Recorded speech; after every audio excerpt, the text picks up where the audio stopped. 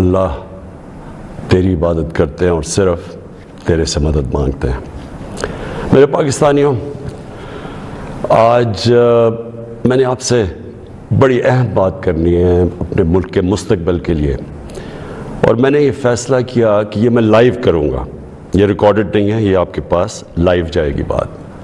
اور اس کی وجہ یہ ہے کہ پاکستان ایک اس انگریزی میں کہتے ہیں ڈیفائننگ مومنٹ پہ ہے، ایک فیصلہ کن وقت پہ ہے کہ ہم نے دو راستے ہمارے سامنے ہیں، ہم نے کون سا راستہ لینا ہے۔ لیکن میں چاہتا ہوں کہ اس سے پہلے یہ میں جو اپنی آپ سے دل کی آج باتیں کروں گا، اس سے پہلے میں صرف اپنی قوم کو بتانا چاہتا ہوں کہ میری طرح کا آدمی پولیٹکس میں آیا کیوں۔ کیونکہ آپ اگر پولیٹیشنز کی زندگی دیکھیں تو ان کو کسی کو بھی کوئی پولیٹکس سے پہلے نہیں جانتا تھا۔ ان کی کوئی بڑے کم ایسے لوگ ہیں جنہوں نے زندگی میں کوئی چیز اچیو بھی کیا ہو۔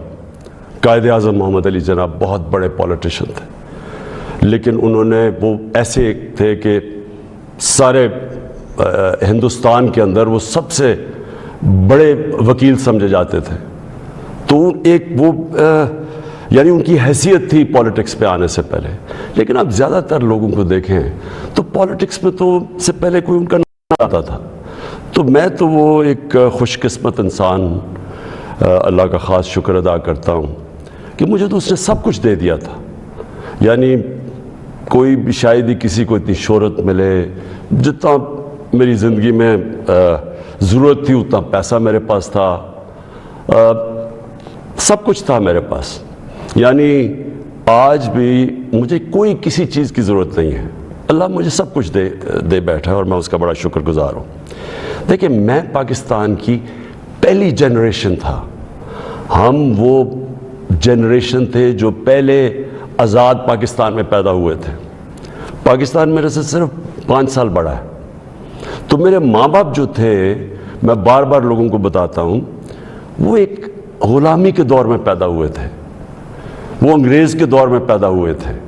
اور میں جب تک بڑا ہوتا رہا، کیونکہ انہوں نے پاکستان موومنٹ میں شرکت کی تھی، وہ مجھے ہمیشہ یہ احساس دلواتے تھے کہ تم بڑے خوش قسمت ہو، آزاد ملک میں پیدا ہوئے ہو۔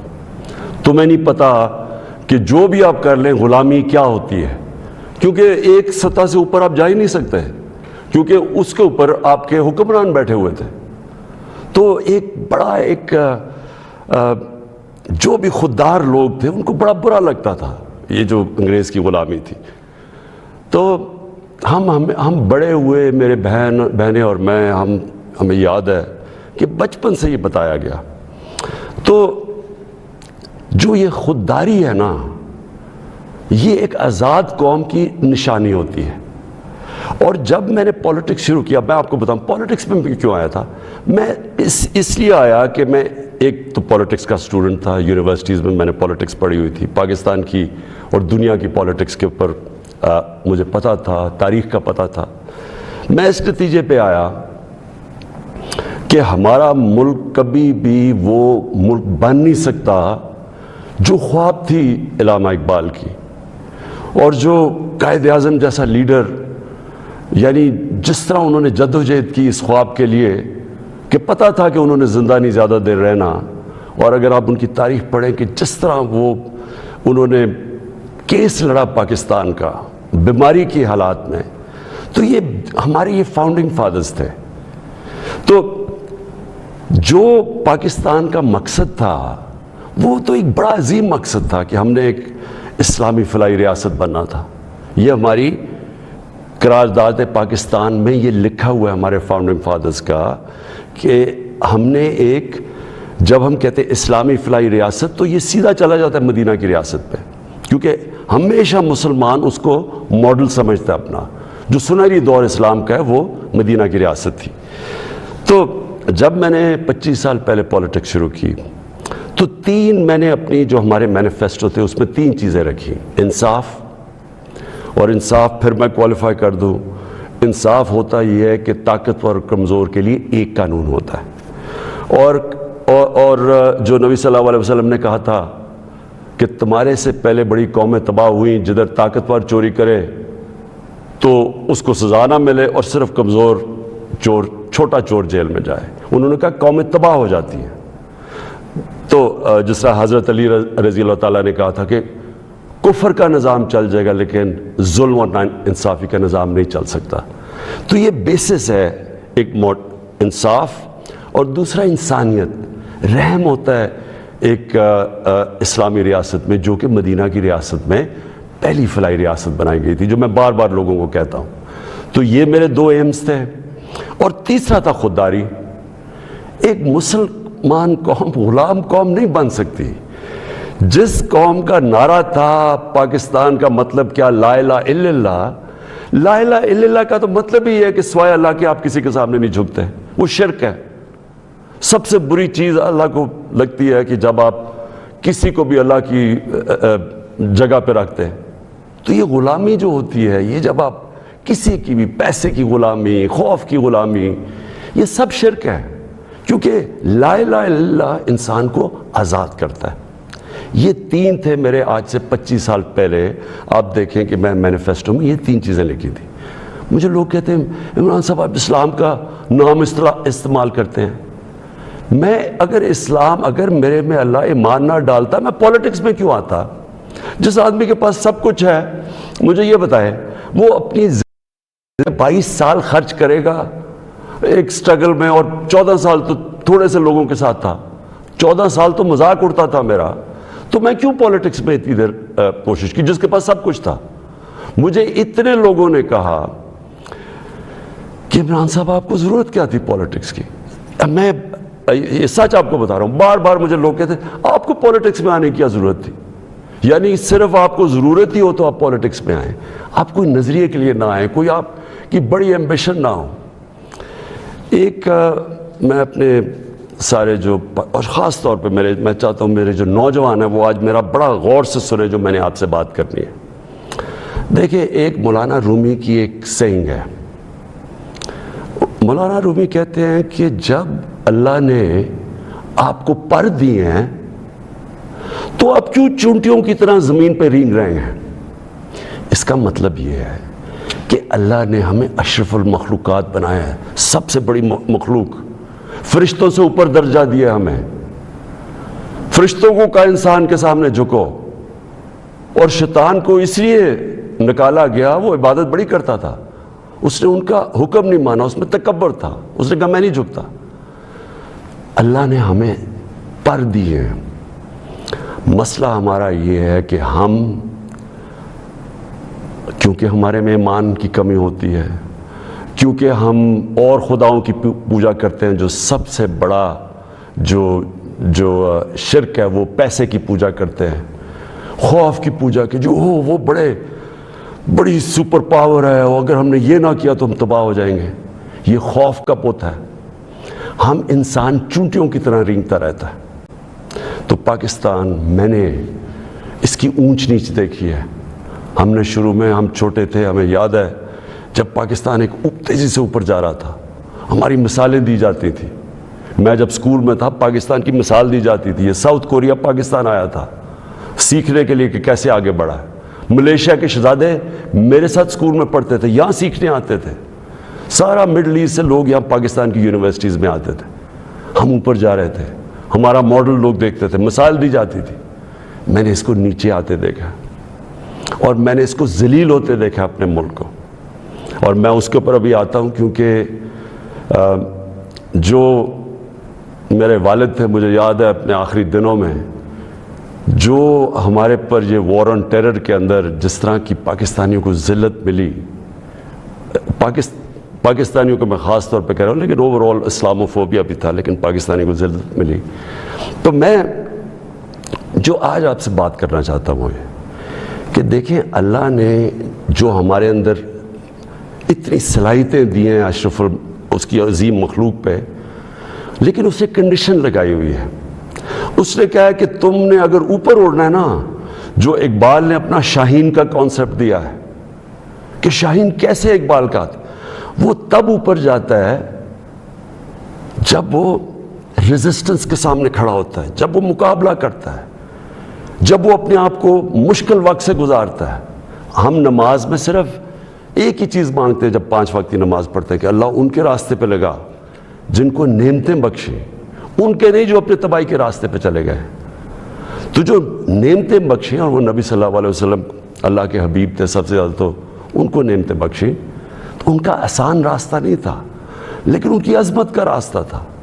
میں اس لیے پاکستان کے اندر سیرت نبی اپنے بچوں کو پڑھانا چاہتا ہوں. کیوں نبی کی سیرت پڑھیں؟ کیونکہ وہ دنیا کی تاریخ میں سب سے عظیم انسان وہ تھے. تو ان کے راستے پہ اللہ کیوں ہمیں کہتا ہے چلو؟ کیونکہ وہ عظمت کا انسان کا راستہ ہے. ہم پکڑ لیتے ہیں دوسرا راستہ جو ہم سمجھتے ہیں کہ بڑا آسان راستہ ہے. اچھا جی, وہ فلانا نے حکم دے دیا, ہم تباہ ہو جائیں گے. اگر اس نے وہ فلانا ملک ناراض ہو گیا تو ہمارا یہ ہو جائے گا. ہم رینگ رہے ہیں زمین کے اوپر, ہم چونٹیوں کی طرح رینگ رہے ہیں. تو میں سب سے پہلے کہ جب میں نے 25 سال پالیٹکس شروع کی تو میں نے کبھی, آپ میری کوئی سٹیٹمنٹ پڑھ لیں, میں نے ہمیشہ ایک چیز کہی, نہ میں کبھی کسی کے سامنے جھکوں گا اور نہ اپنی قوم کو کسی کے سامنے جھکنے دوں گا. یعنی اپنی قوم کو کسی کی غلامی نہیں کرنے دوں گا.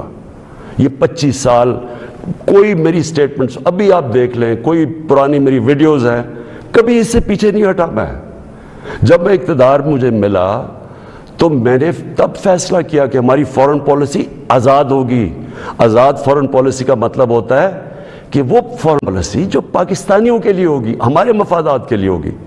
اس کا قطعی یہ مطلب نہیں ہے کہ ہم کسی سے دشمنی کریں گے, ہم کسی کو کے خلاف ہوں گے, ہم کوئی اینٹی امریکن ہوں گے یا اینٹی انڈیا ہوگا یا اینٹی یورپین ہوں گے.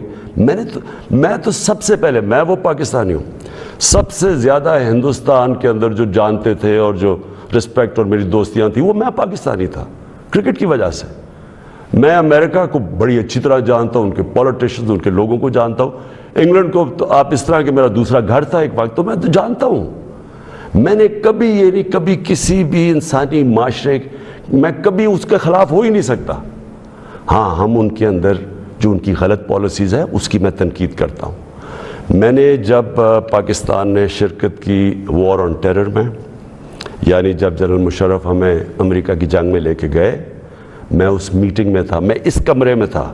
اسی کمرے کے اندر سارے پولیٹیشنز بیٹھے ہوئے تھے جس کے اندر ہیڈز آف پارٹیز بلائے تھے, جس طرح باقی بھی تھے, میں بھی تھا. اسی کمرے کے اندر ہمیں کہا گیا کہ جی اگر ہم نے امریکہ کی حمایت نہ کی تو انگریزی کا لفظ وونڈڈ بیئر کی طرح ہے, ایک زخمی ریچھ کی طرح ہے, وہ ہمیں نہ غصے میں شاید ہمیں نہ مار دے. اور مجھے یاد ہے میں نے بار بار میڈیا پہ, پارلیمنٹ میں, ہر جگہ میں نے کہا کہ ہمارا اس جنگ سے کوئی لینا دینا نہیں تھا. 9/11 میں کوئی پاکستانی ملوث نہیں تھا.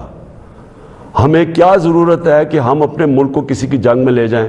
ہاں, ہم ان کی مدد کریں. اگر انہوں نے ان کے ملک میں دہشت گردی ہوئی ہے, ہم دہشت گردی کے خلاف ہیں, ہمیں ان کی مدد کرنی چاہیے. لیکن کیا اس کا مطلب یہ ہے کہ ہم پاکستانیوں کو قربان کر دیں کسی کی جنگ میں؟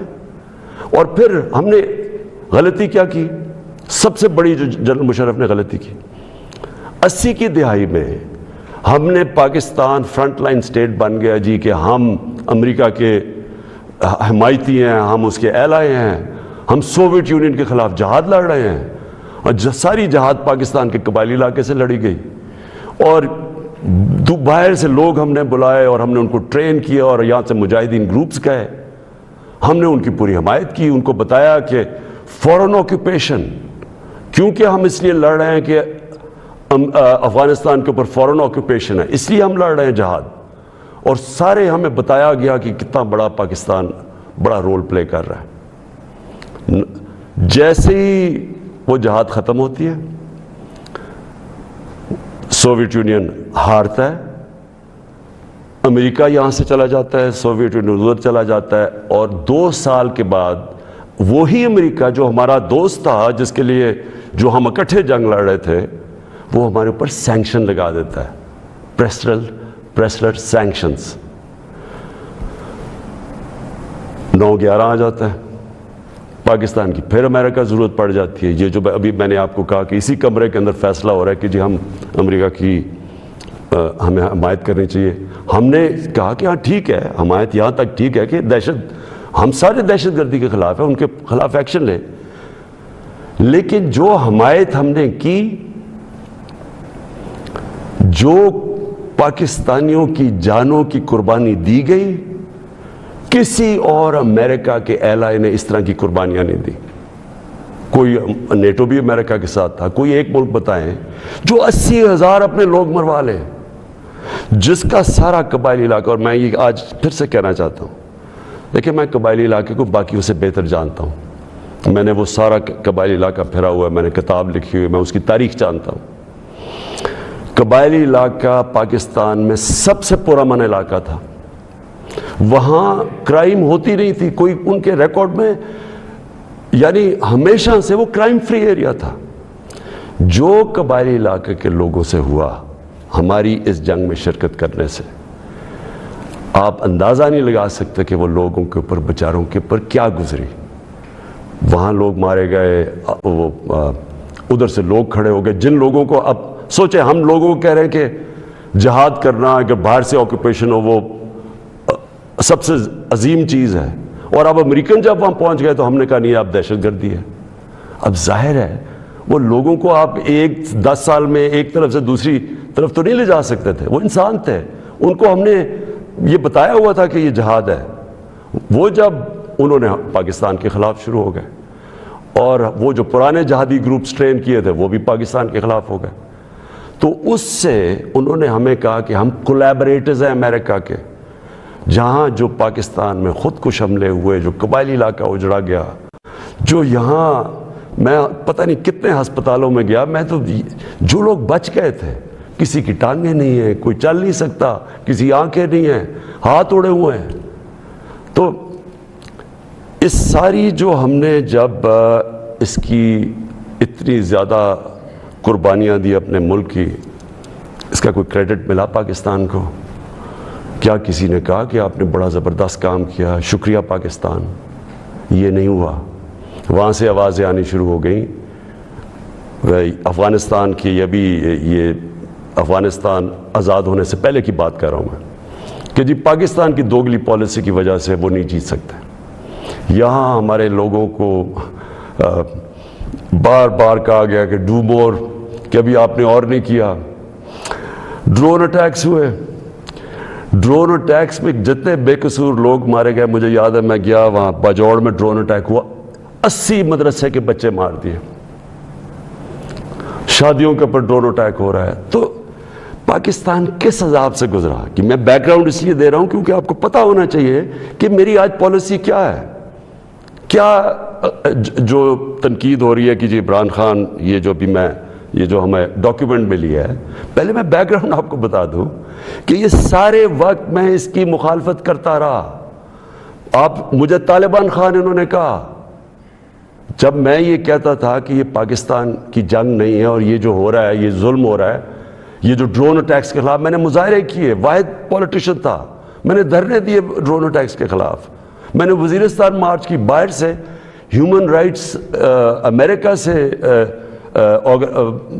آرگنائزیشن آئی, انہوں نے میرے ساتھ حمایت کی. ایک کلائیو اسٹیڈٹ اسمتھ تھا وکیل, اس نے میرے ساتھ آ کے یہ حمایت کی کہ یہ اتنا بڑا ظلم ہے.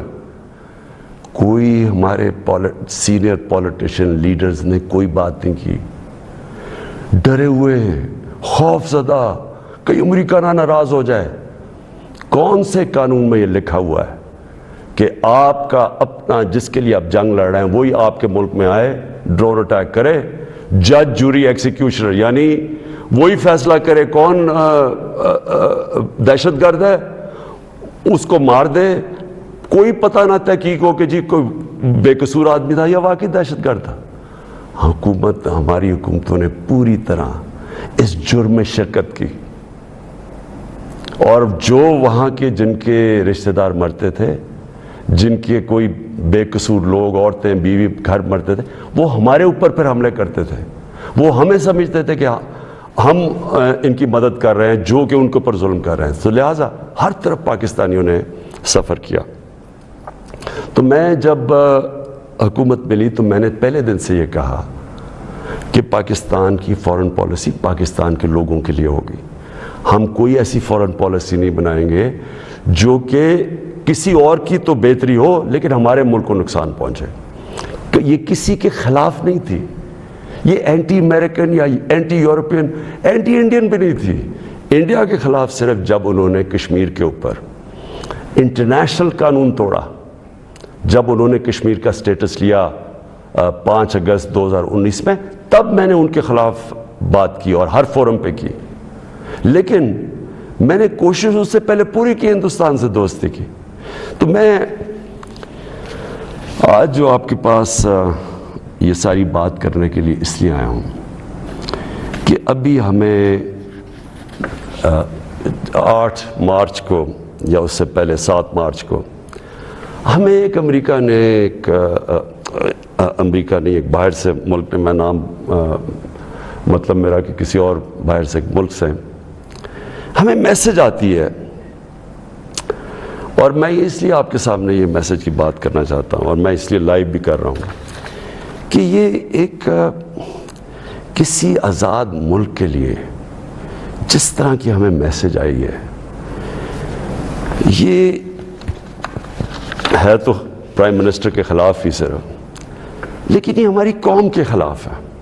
مجھے جو اس سے سب سے زیادہ تکلیف ہے وہ یہ نہیں ہے کہ یہ اس میسج میں واضح یہ لکھا ہوا ہے کہ جناب اگر یہ جو عدم اعتماد, اور ان کو پہلے سے پتا تھا, ابھی اعتماد یا درج نہیں ہوئی تھی, ان کو پہلے سے پتا چل گیا کہ عدم اعتماد کی آ رہی ہے پاکستان کے اندر, یہ اپوزیشن رکھنے لگی ہے. تو اس کا مطلب کہ یہ جو ہو رہا ہے یہ پہلے سے ہی ان کے باہر کی لوگوں سے رابطے تھے. اچھا, اس میں پھر مزیدار چیز یہ ہے کہ وہ یہ پاکستان کی قیادت یا پاکستان کی گورنمنٹ کے خلاف نہیں ہے, وہ صرف عمران خان کے لیے. وہ یہ کہتے ہیں کہ ہمیں, اور ایک بہانہ مارتے ہیں کہ ہمیں کیوں غصہ پاکستان پہ, لیکن کہتے ہیں کہ وہ غصہ تب بالکل ٹھیک ہو جائے گا, ہم معاف کر دیں گے پاکستان کو اگر عمران خان یہ عدم اعتماد کی یہ ہار جاتا ہے. یعنی اگر عمران خان چلا جاتا ہے تو پاکستان کو معاف کر دیتے ہیں, لیکن اگر یہ عمران خان کے خلاف فیل ہو جاتی ہے تو پھر پاکستان کو ایک مشکل وقت کا سامنا کرنا پڑے گا. دیکھیں, جو پھر سے میں یہ کہتا ہوں کہ ایک الیکٹڈ پرائم منسٹر کے خلاف کوئی بھی دوسرا ملک یہ اس طرح, اور یہ ریکارڈڈ ہے, یہ میں آپ کو یہ بتا دوں کہ یہ نہیں کہ یہ میں دیکھ رہا ہوں کئی میڈیا کے لوگ اس کو کور کرنے کی کوشش کر رہے ہیں کہ جی نہیں وہ ایسا نہیں تو فلانا نہیں تو وہ پتہ نہیں, یہ نہیں, یہ آفیشیل ڈاکیومنٹ ہے جو گورنمنٹ آف پاکستان کو, ہمارے ریپرزینٹیٹیو امبیسڈر کو نوٹس لے رہے تھے لوگ, جس میں یہ کہا گیا, اور یہ کہا بیسکلی یہ کہا گیا کہ اگر عمران خان رہتا ہے وزیر اعظم تو ہم آپ کے ساتھ ہمارے آپ تعلقات بھی خراب ہو جائیں گے اور آپ کو مشکلوں کا سامنا کرنا پڑے گا. تو میرا سب سے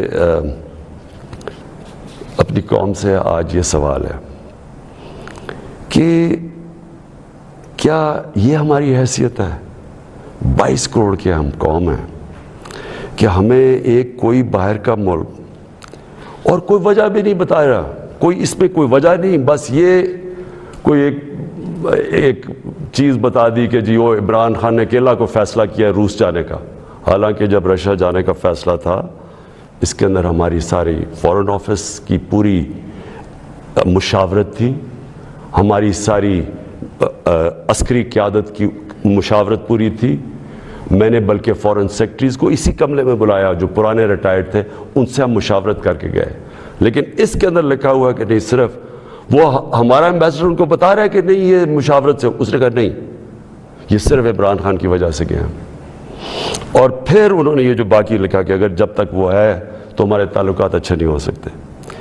اب میرا سوال یہ ہے کہ وہ اصل میں یہ کہہ رہے ہیں کہ یہ جب جائے گا تو جو باقی جو آئیں گے واپس, جو دوسرے عمران خان کی جگہ آئیں گے, ان سے ہمیں کوئی مسئلہ نہیں ہے.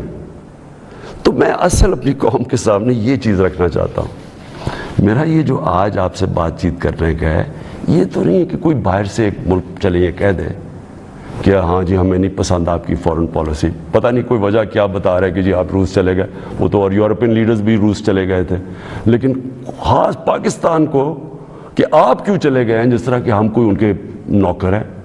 لیکن جو اس میں سب سے ڈسٹربنگ چیز کیا ہے کہ ان کے رابطے ان لوگوں سے ہیں جن کے ذریعے یہ ساری سازش ہوئی ہے، جو یہاں بیٹھے ہوئے ہیں۔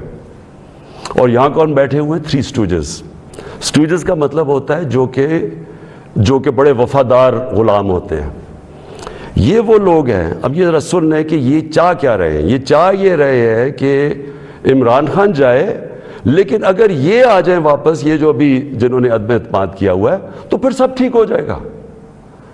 تو سب سے پہلا میرا سوال یہ ہے کہ کیا یہ اپنے ملک کے اندر اجازت دیں گے کسی کو قیادت میں آنے کے لیے جن کے اوپر نیب کے کیسز ہوں، جن کے اوپر اربوں روپے کے کیسز ان کی عدالتوں میں ہوں، وہ جو کہ ایک مجرم ڈکلیئر کر دیا گیا پاکستان کی عدالت نے، جو کہ جھوٹ بول کے بھاگا ہوا ہے؟ کیا وہ ان لوگوں کو جن کے اوپر باہر ان کے ملکوں میں، باہر کے ملک مضمون لکھے ہوئے ان کی چوری کے اوپر، کرپشن پہ، BBC کی 2 ڈاکیومنٹریز آئی ہوئی ہیں ان کی چوری کے اوپر، کیا اپنے ملک میں اس طرح کے لوگوں کو ایک قیادت پہ آنے دیں گے؟ اور اگر اپنے ملک میں اتنی سی جھوٹ بولنے پہ یہ نکال دیتے ہیں ایک پرائم منسٹر کو، ہیرلڈ میک ملن تھا، جھوٹ بولنے میں اس کو نکال دیا، چھوٹی چھوٹی چیزوں کے اوپر وہ اتنا اپنے لوگوں کا، ان کا جو اخلاقی معیار ہے وہ اس سطح پہ ہے، چھوٹی سی چیز پہ وہ نکال دیتے ہیں۔ تو ہمارے ملک میں جو کہ نیب میں اربوں روپے کے کیسز ان کے، اور اب نہیں 30 سال سے ان کے اوپر کیسز ہیں، پہلے جو کیسز تھے وہ جنرل مشرف نے ان کو NRO دی، وہ سارے کیسز معاف کروائے، پھر یہ 10 سال میں مزید اور کیسز چڑھ گئے اربوں روپے کے۔ ان کو یہ کہہ رہے ہیں کہ وہ ٹھیک ہے، وہ ٹھیک ہے، لیکن عمران خان ان کو پسند نہیں ہے۔ مجھے جو اگلی چیز سمجھ نہیں آ رہی، اور میں یہ اپنی قوم سے پوچھنا چاہتا ہوں کہ جب ان کو بھی پتہ ہے، کیونکہ یہ یاد رکھنا میرے پاکستانیوں کہ جب ان کی جو انٹیلیجنس ہوتی ہے وہ ساری بیک گراؤنڈ پتہ ہوتا ہے ہر کا، میرا ان کو سب پتہ ہے، ان سارے جتنے بھی پولیٹیکل لیڈرز ان کی سب بیک گراؤنڈ پتہ ہے، ان کو ان کی ایک ایک چیز پتہ ہے کہ ان کے کتنے پیسے ملک کے کس اکاؤنٹس میں پڑے ہوئے بیرون ملک، ان کو سب پتہ ہے کہ ان کی پراپرٹیز بینامی جو انہوں نے باہر لی ہوئی ہیں بڑی بڑی اربوں اربوں روپے کی، ہر ڈیٹیل ان کے پاس ہے۔ ایک ہمارا ینگ پولیٹیشین ہے، ایک کتاب ہے رون سوسکن کی The Way of the World، اس کتاب میں وہ لکھتا ہے کہ ان کی نیشنل سیکیورٹی جو تھی وہ ٹیپ کر رہی ہے، اس کی والدہ اس کو ٹیلی فون کر کے بینک اکاؤنٹس بتا رہے ہیں، یعنی ادھر تک ان کو پتہ ہے۔ تو ہمارے یہ جو اب یہ 3 لوگ ان کو جو پسند آ گئے ہیں، ان کی کیا خاصیت ان کو پسند آئی ہے؟ یہ کہ ان جنرل مشرف کے سالوں کے اندر 11 ڈرون اٹیک تھے، ان دونوں کے یہ بلکہ سارے یہ تینوں اکٹھے اقتدار میں تھے، ان کے 10 سال میں اس ملک میں 400 ڈرون اٹیکس ہوئے، ایک دفعہ ان کے منہ سے نہیں نکلا کہ مذمت کرتے ہیں ہم۔ حامد کرزئی مجھے یاد ہے افغانستان میں جب ان کے ڈرون اٹیک یا وہاں بمباری سے افغانستان کے بے قصور لوگ مرتے تھے، وہ مذمت کرتا تھا، جدھر افغانستان میں فورن فوجیں تھی، یہاں ہم بیٹھے ہوئے ہیں 400 ڈرون اٹیکس میں ایک دفعہ کسی نے مذمت نہیں کی، اس لیے ان کو یہ سوٹ کرتے ہیں۔ مولانا فضل الرحمان کی ایک وکی لیکس کیا تھی کہ ایک جس طرح پینما پیپرز کا انکشاف ہوا تھا، یہ ایک انٹرنیشنل انکشاف ہوا تھا، لیک ہو گئے تھے سیکرٹ پیپرز یا ڈاکیومنٹس، تو پینما جو وکی لیکس میں وہ انکشاف ہوتا ہے کہ جو پاکستان کے اندر امریکی ایمبیسڈر تھی این پیٹرسن، اس کو مولانا فضل الرحمان اس کو فضل الرحمان کہتا ہے کہ مجھے موقع دے دے، میں بھی وہی خدمت کروں گا جو باقی آپ کی خدمت کرتے ہیں۔ یہ وکی لیکس میں تھا۔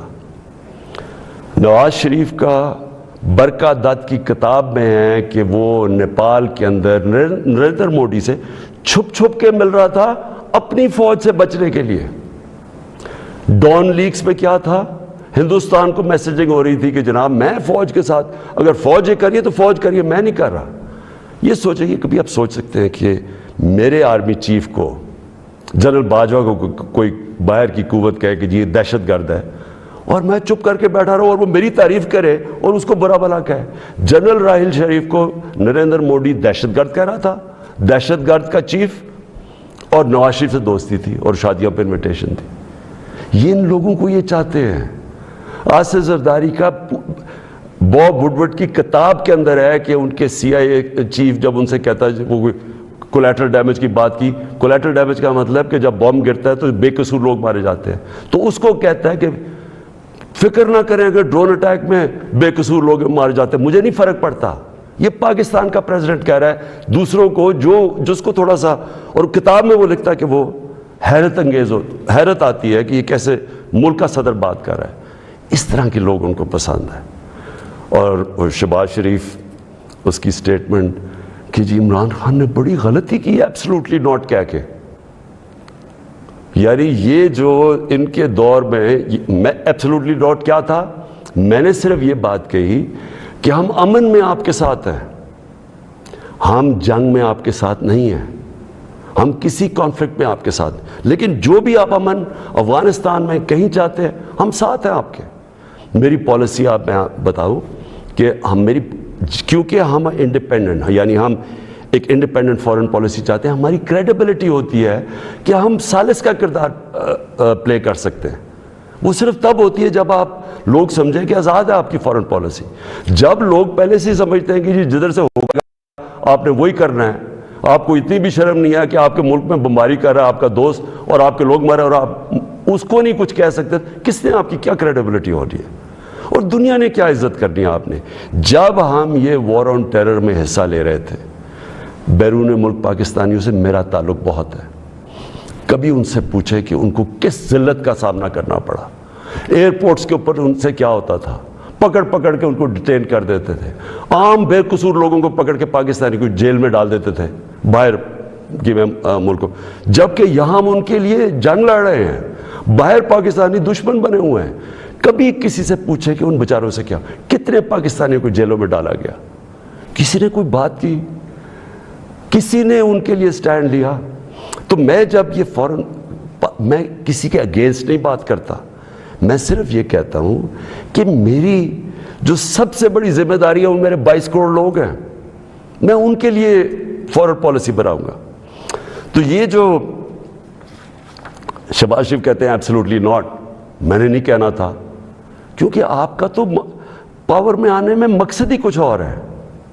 آپ نے کب پاکستانیوں کے لیے سٹینڈ لیا ہے؟ بتائے کتنی دفعہ یہ جب بمباری ہو رہی تھی آپ کے منہ سے آواز نکلی، اور آپ کے بھائی صاحب کبھی بات کر ہی نہیں سکتے کیونکہ آپ کے سارے جو اربوں روپے سب پتہ ہے ان کو کدھر پڑے ہوئے ہیں۔ اور دوسری چیز یہ کہا کہ جی یہ جو ڈاکیومنٹ ہے یہ ٹھیک ہی نہیں ہے، اگر یہ ٹھیک ہو جاتی تو آپ ہمارے ساتھ آ جاتے۔ تو آج نیشنل سیکیورٹی پارلیمنٹ کی کمیٹی کے اندر جب رکھی گئی، کیوں نہیں آپ نے آ کے دیکھی؟ ہم نے یہ ڈاکیومنٹ، پہلے لوگوں نے کہا کہ نہیں جی یہ ٹھیک نہیں، یہ مذاق اڑایا گیا، جی جعلی ہے۔ پہلے میں نے کیبنٹ میں رکھی، ساری کیبنٹ کو بتایا گیا، منٹس کیبنٹس کے بنے کیونکہ سب سے ٹاپ فورم پاکستان کا وہ ہے۔ اس کے بعد نیشنل سیکیورٹی کونسل کی میٹنگ کی، میں نے سارے اپنے سروس چیف سب کے سامنے رکھی وہ ڈاکیومنٹ۔ اس کے بعد یہ پارلیمنٹ کی کمیٹی کے اندر لے کے گیا اور سینئر جرنلسٹ کو ہم نے بتایا، صرف یہ کہنے کے لیے کہ یہ کوئی ڈاکیومنٹ کوئی